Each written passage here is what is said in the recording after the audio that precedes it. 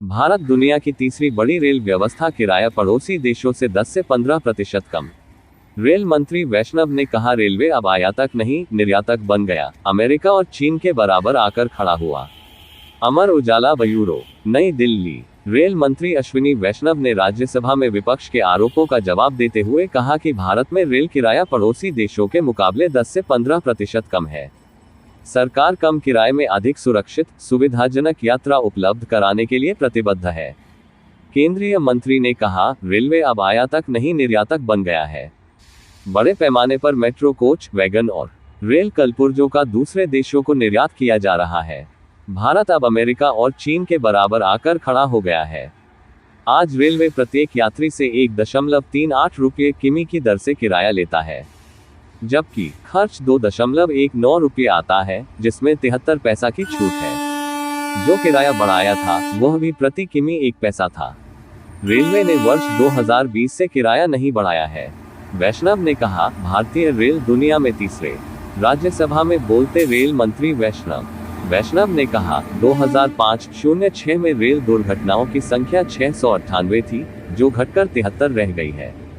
हादसों में 90% की कमी आई है।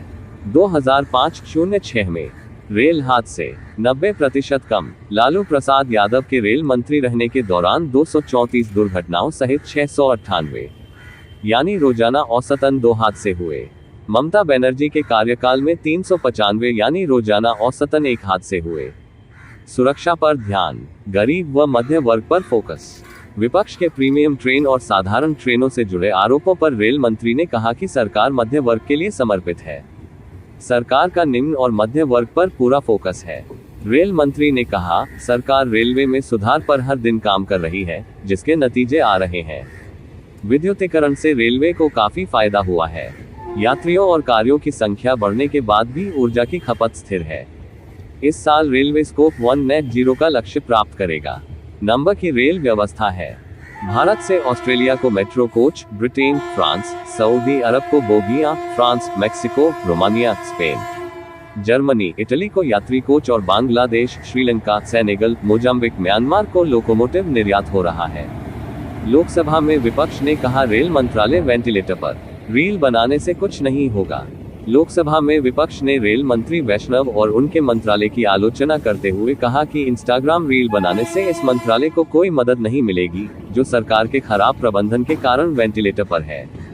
रेल मंत्रालय के नियंत्रणाधीन अनुदान की मांगों पर चर्चा की शुरुआत करते हुए कांग्रेस सांसद वर्षा गायकवाड़ ने कहा, वंदे भारत ट्रेन को दिखाकर रेलवे की गंभीर स्थिति को छिपाया नहीं जा सकता।